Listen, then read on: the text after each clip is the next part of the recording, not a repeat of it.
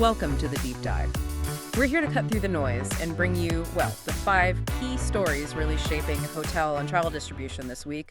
It's all curated by White Sky Hospitality. Yep, think of it as your quick download to stay ahead. So what are we diving into today? Seems like quite a mix. It really is. We've got some fascinating shifts in traveler thinking, big market moves, definitely some tech impacts, and, what's working for some OTAs. Let's get into it. Okay, first up, this idea of a new paradox. Criteo Insights suggest about half of global consumers see travel as, non-negotiable, even with money being tight. Exactly. It really underlines how much people value travel, doesn't it? The demand's resilient. But there's a catch, right? There is. These travelers are doing their homework. They're looking at an average of 21 hotel options before booking. 21, wow. Yeah, it's a lot. It means hotels really need to stand out, be visible everywhere, and show their value clearly. People are getting creative with budgets, so you need different price points, different kinds of offers. Right, value is key. Okay, speaking of big moves, let's shift over to India. OYO's IPO is delayed, but others are expanding aggressively. That's the story. OYO's facing some headwinds. IPO pushed to maybe 2026, SoftBank pressure. But look elsewhere. Like who? Well, you've got InterGlobe partnering with Accor, targeting 300 hotels. Hyatt's planning around 100 properties. Dusit's even making a comeback, focusing on Tier 2 cities. So despite OYO's situation, the underlying market in India is hot. Very much so. It shows real confidence from these major players. It's becoming a very dynamic, very competitive space to watch. Interesting. Okay, let's head over to the Gulf region now. There's this upcoming Grand Tour visa.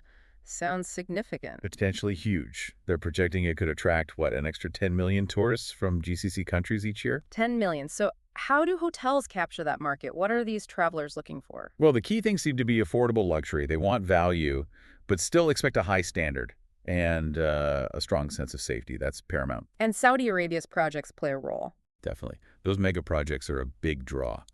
But beyond that, it's increasingly about personalization, using data to really tailor the experience. That's becoming the competitive edge. Got it. Personalization and safety. Now, our next story sounds a bit ominous. The Great E-Scrape. What's this about AI stealing the customer journey? Yeah, it's a potential headache, like you said. Think about AI tools, maybe search summaries or AI agents, pulling hotel info and answering user questions directly. Okay, so the user doesn't visit the hotel site. Potentially, or they get summarized info that strips away the brand context. This leads to what some are calling an analytics blackout. Meaning? Meaning hotels lose sight of how customers found them, what actually influenced the booking. Yeah. It messes with attribution, with conversion tracking. It's like professionalized scraping, but automated in its scale. That sounds like something that needs immediate attention strategy-wise. Absolutely. Maintaining that direct connection, that brand experience is going to be crucial. Right. Okay, let's end on a more positive note. Despegar seems to be doing well. Yeah, solid performance. Their latest financials show revenue up 10% year-on-year, adjusted EBITDA up over 50%. Pretty strong. What's driving that success? It looks like a combination of things. Strong package sales are a big part, plus growth in their loyalty program, keeping customers engaged, and, smart strategic partnerships. And there's acquisition news, too. That's right. Prosus is apparently preparing a bid around $1.7 billion.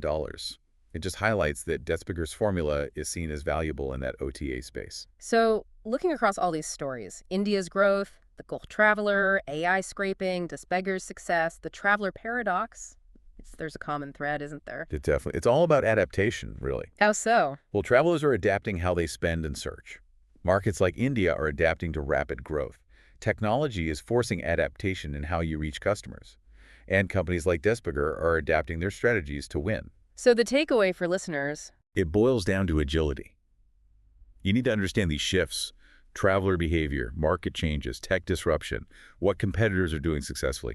Think about how these trends might impact your own strategies. Staying informed, being ready to adapt. That's crucial right now. Couldn't agree more. Constant change, constant adaptation. That's it for this deep dive. See you next time.